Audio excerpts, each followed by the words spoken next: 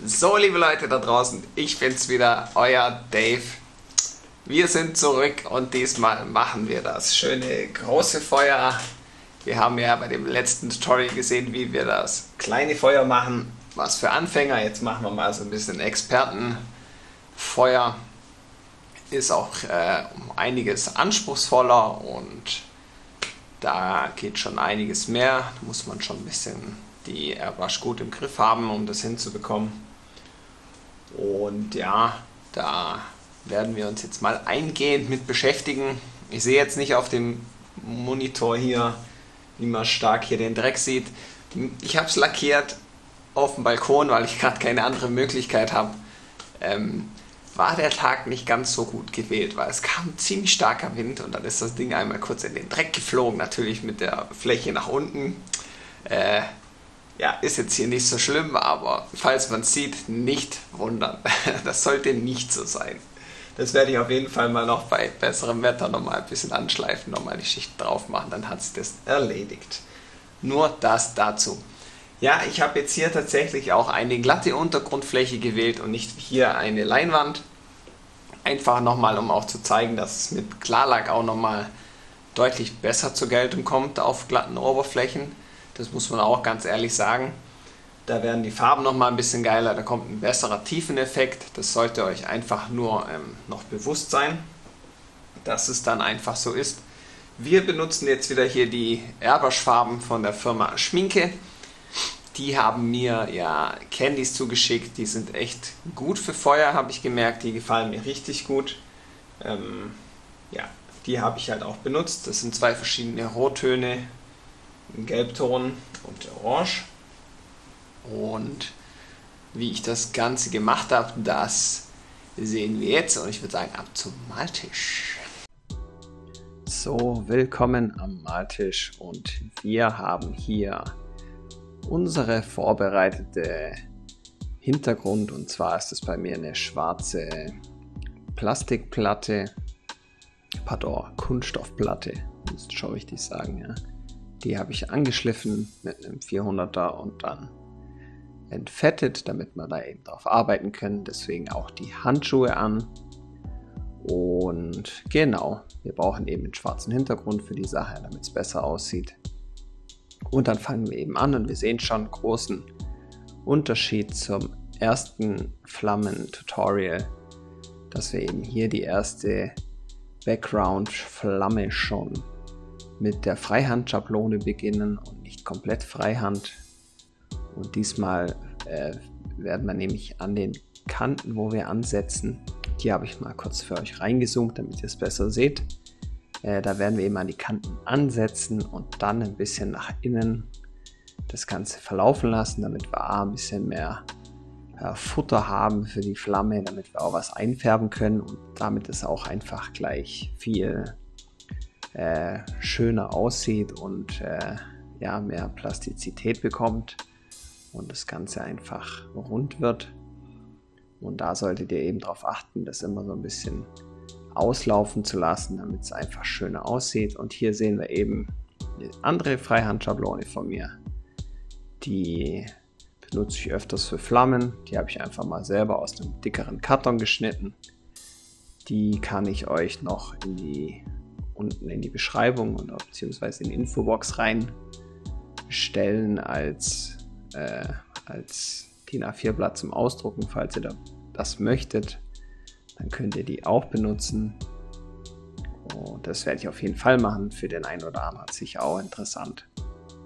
Und da sieht man eben, dass man die passenden Ecken von so einer Schablone braucht und es dann einfach benutzt. Und wir fahren eben an der Kante entlang und dann eben fahren wir weiter nach unten, gucken, dass wir das Ganze so ein bisschen zusammenhalten, damit wir eben so eine coole Flamme erzeugen.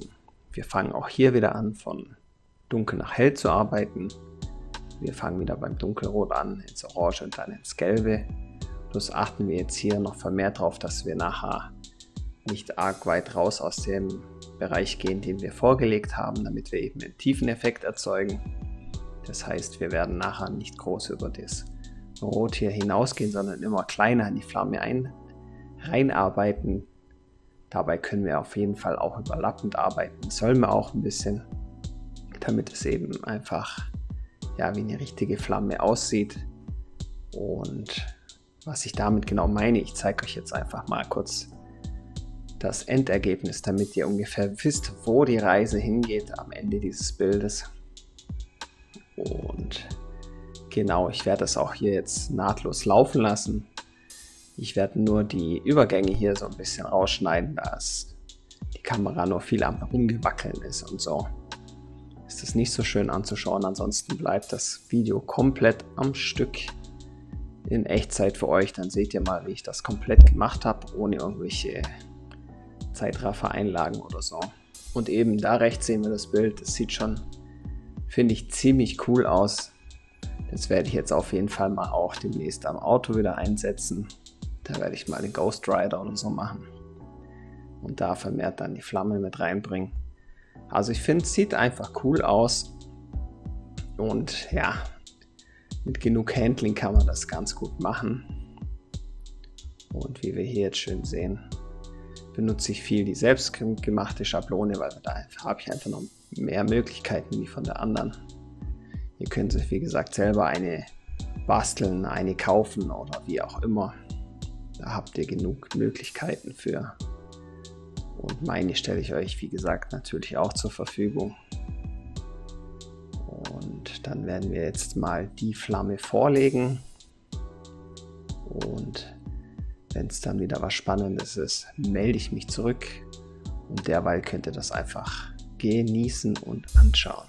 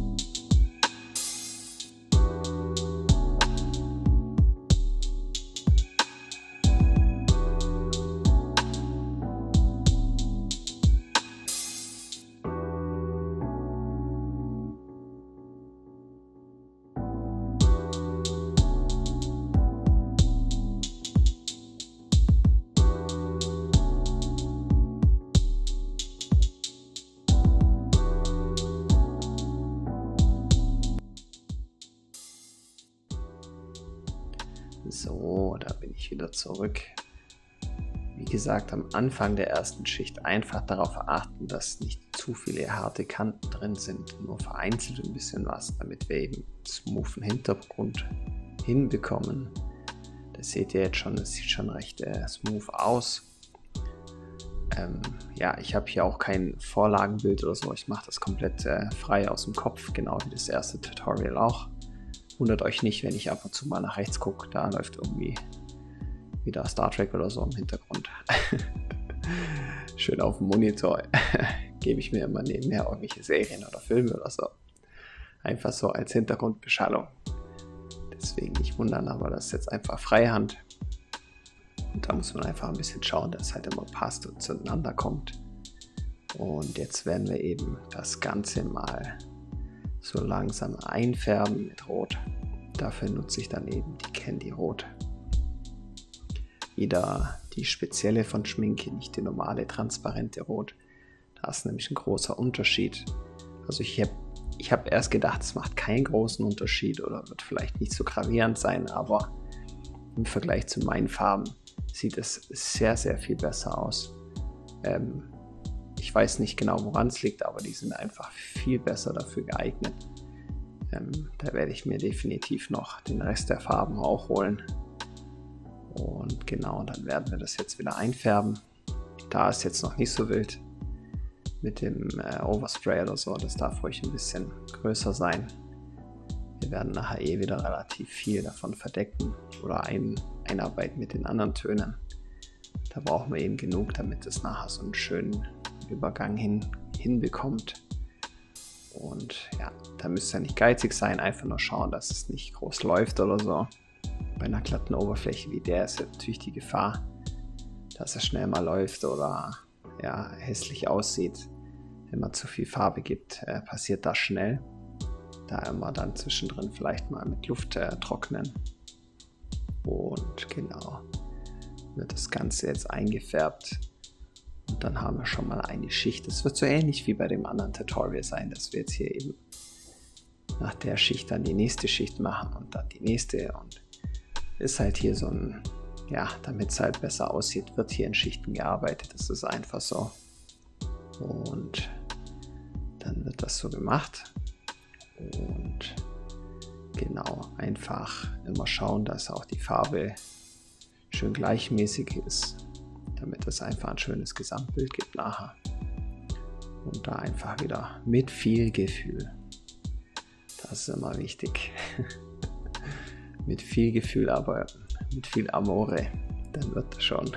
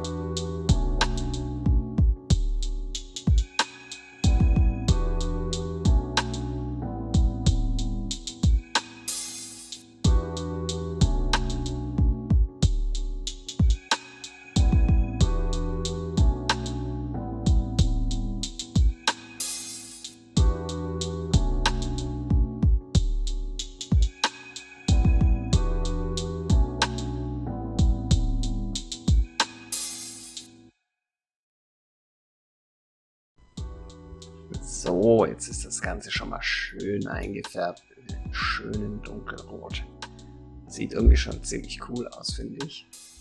Also wenn man so, keine Ahnung, Ghost Flames oder weiß der Geil was machen will, dann kann man das auch mit der Technik machen und es dann eigentlich schon dabei belassen. Da kann man auch ein bisschen rumspielen. Auf jeden Fall fangen wir jetzt an mit der nächsten Schicht und da bewegen wir uns wieder innerhalb des roten Bereichs, schon innerhalb des Ganzen ein bisschen überlappend. Also ihr seht jetzt hier, ich gehe nicht komplett ins selbe rein, fahre nicht komplett dasselbe nach, weil es würde dann nachher irgendwie nur komisch aussehen, sondern hier mache ich jetzt wieder so vereinzelte Spots und hier und da Kanten, aber bewege mich halt im Rahmen des Ganzen, damit es eben nachher wie Feuer aussieht. Das hier ist jetzt nicht so geil, sieht ein bisschen komisch aus im Nachhinein betrachtet, aber da arbeite ich noch mal ein bisschen drüber. Und wie gesagt, da machen wir jetzt dann eben schön weiter. Da kommen wir nämlich dann nachher mit dem Orange dran zum Einfärben. Und dann nehme ich wieder eben meine selbstgemachte Schablone. Schaue dann einfach, dass es irgendwie wieder schön alles ineinander greift. Ja, da müsst ihr halt auch einfach ein bisschen schauen. Und dann wird das schon. Wie gesagt, einfach immer schön langsam arbeiten. Das Weiß, was ich jetzt in der Airbrush habe, ist auch kein deckend Weiß. Das solltet ihr aber wissen, wenn ihr meine Videos schaut. Ich verdünne die Farbe immer, auch das Weiß verdünne ich immer zu 95%. Ganz selten, wenn ich es dann wirklich ganz am Ende vielleicht noch für ein paar Highlights brauche, dann nehme ich ein bisschen, dann nehme ich vielleicht mal ein komplett unverdünntes Weiß, aber es verhält sich einfach nicht so smooth. Wie gesagt, das ist, wenn ich dann wirklich vereinzelt nur irgendwelche Megaspots brauche. Aber da greife ich mittlerweile auch lieber dann vermehrt auch zu dem coolen Stift, den mir die Schminke noch gegeben hat. Da kann man eben die Airbrush-Farben einfüllen und dann ein bisschen damit arbeiten, finde ich mega cool. Das Video davon verlinke ich euch oben auch mal in der Infobox. Ihr könnt da draufklicken, dann kommt es ja auch zu dem Video. Und genau, jetzt bewegen wir uns eben in dem roten Bereich, schauen, dass es passt. Und genau, dann wird das jetzt erstmal komplett gemacht. Ihr seht, ich fummel viel mit den Schablonen rum und schaue, ob das einigermaßen passt. Dreh und wend es immer zig Male, bis ich dann das Gefühl habe, jetzt passt die Kurve oder der Ansatz. Das ist immer so ein bisschen einfach Gefühlssache, ein bisschen Fummlerei, aber das gehört halt einfach dazu.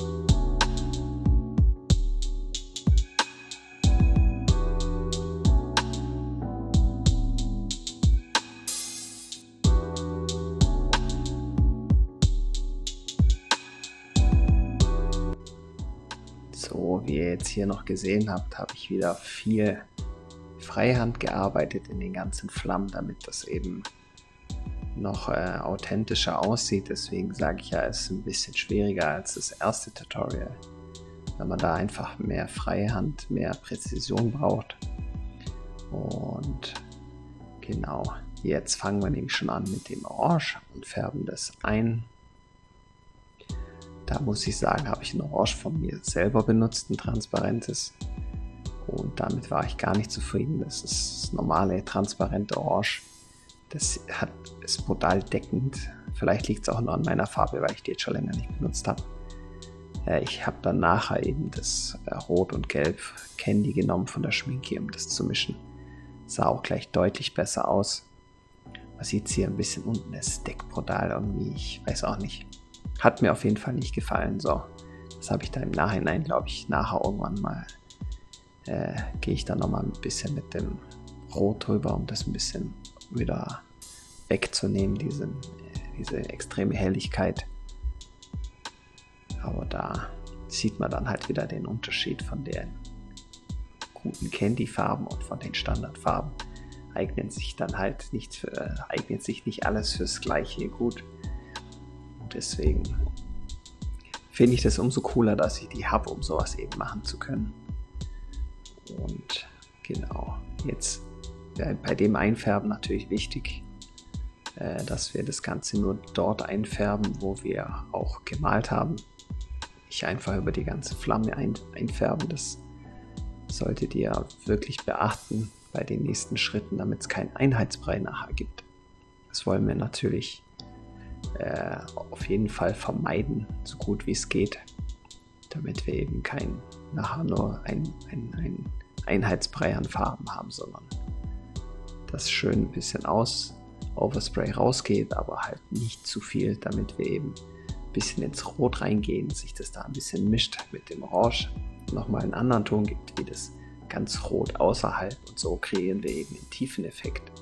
Und da ist es eben wichtig, den nicht selber zu versauen, indem wir einfach komplett alles übersprühen, weil dann sehen wir einfach nachher nichts mehr. Da müsst ihr einfach Obacht drauf legen. Genau, und jetzt werde ich, glaube ich, nochmal ein bisschen mit einem anderen Ton das versuchen, wieder ein bisschen rauszunehmen. Weil der Orangeton, Entschuldigung, mir nicht so gefallen hat. Aber das muss man dann, sowas gehört auch mal dazu, ein bisschen zu schauen, ein bisschen zu machen. Einfach immer so lange probieren, bis man auch wirklich zufrieden ist. Man hat relativ gute Möglichkeiten damit, Gott sei Dank. Heutzutage, man hat einfach gute Möglichkeiten, dort viel noch zu machen mit den Farben. Da man eben relativ viel mit den Transparenten machen kann, weil die eben ineinander dann nochmal einen anderen Farbton ergeben. Genau, ich habe hier nochmal einen Gelbton genommen, ein bisschen das Orange nochmal verstärkt, statt es runterzunehmen. So war das nämlich. Genau. Damit ich eben einen dünkleren Ton wieder hinbekomme. Dann sah das schon viel besser aus. Ach Quatsch, was rede ich da? Es war ein Rot. Rot war es. Genau. Ein Rot habe ich genommen, das nochmal ein bisschen, das Orange nochmal abzudunkeln, weil es mir eben zu grell war. Da habe ich eben das Anfangsrot genommen, das Candy Rot. Und dann hat es nämlich gepasst. Genau, und dann kommen wir nämlich schon zum nächsten Schritt. Das ist dann nämlich eben das Gelb, was wir dann schon machen. Jetzt haben wir quasi die 2 Farben der Flamme. Jetzt fügen wir halt noch eine dritte Schicht hinzu. Das ist dann eben das Weiß, dafür arbeiten wir noch kleiner. Wir versuchen jetzt irgendwie im Bereich vom Orangenen zu bleiben. Und da den Effekt noch mal ein bisschen zu verstärken. Beziehungsweise auch ein bisschen überlappen kann man da schon auch arbeiten. Aber ihr wisst ja, was ich da meine. Und dann, da war ich mir jetzt gerade noch nicht so einig. War auch gerade zu spannend, was ich da gesehen habe im Fernseher. Genau. Und dann geht es da nämlich mit der Schicht weiter.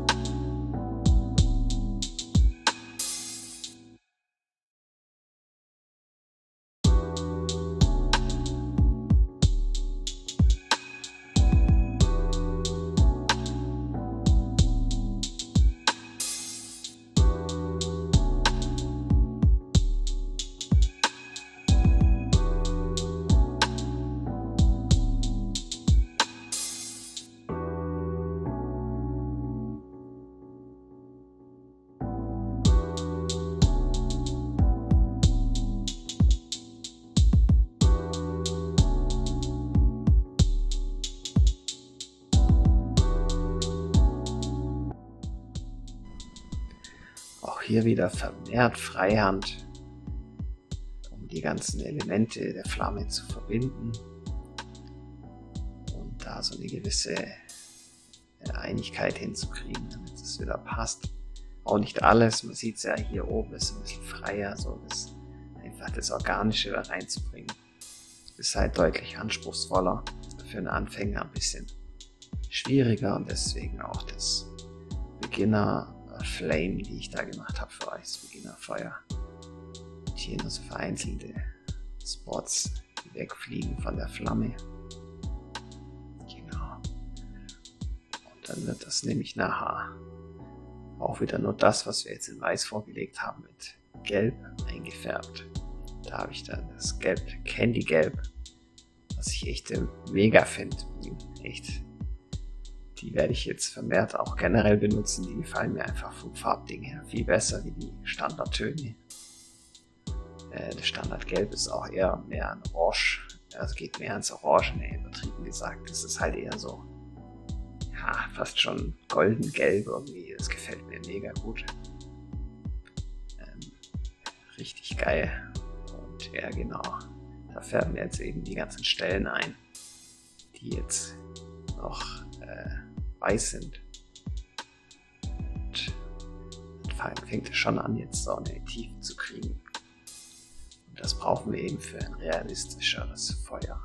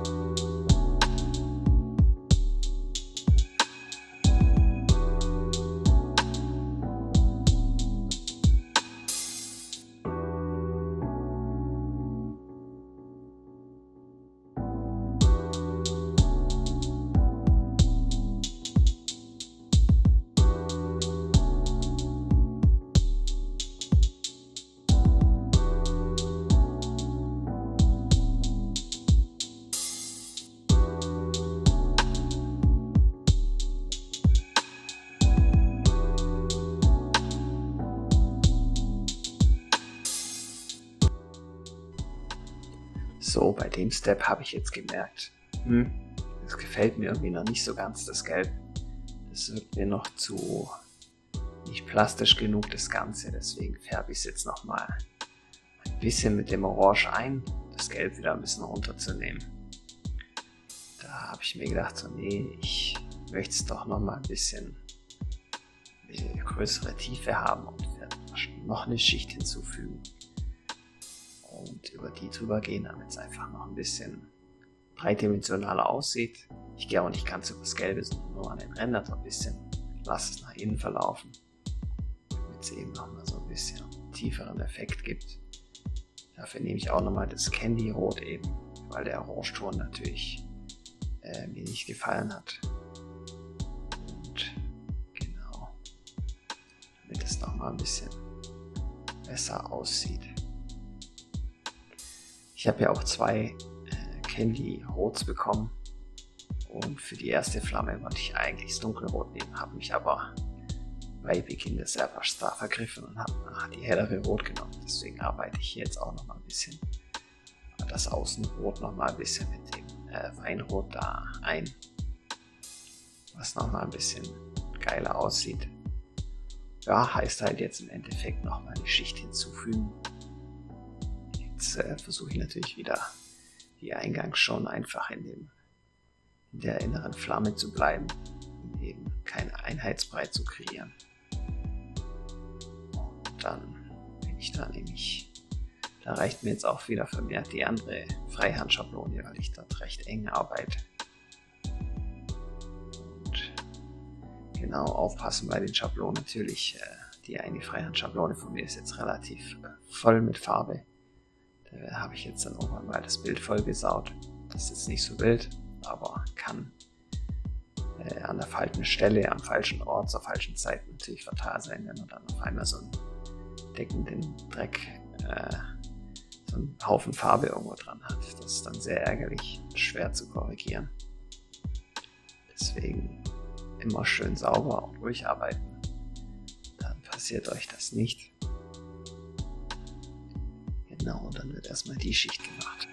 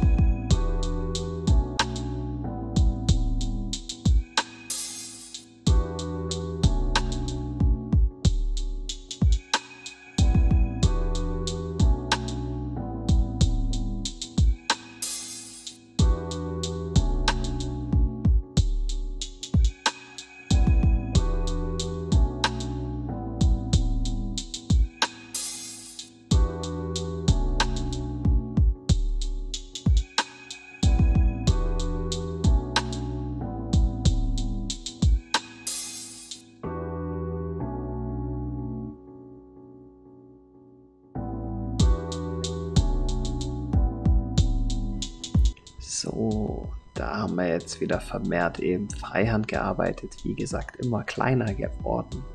Von dem großen, breiten Roten, das Orangene, dann zweimal das Gelb jetzt im Endeffekt, um da eben einen schönen tiefen Effekt zu kreieren. Da haben wir am Ende eigentlich mehr Freihand eingesetzt.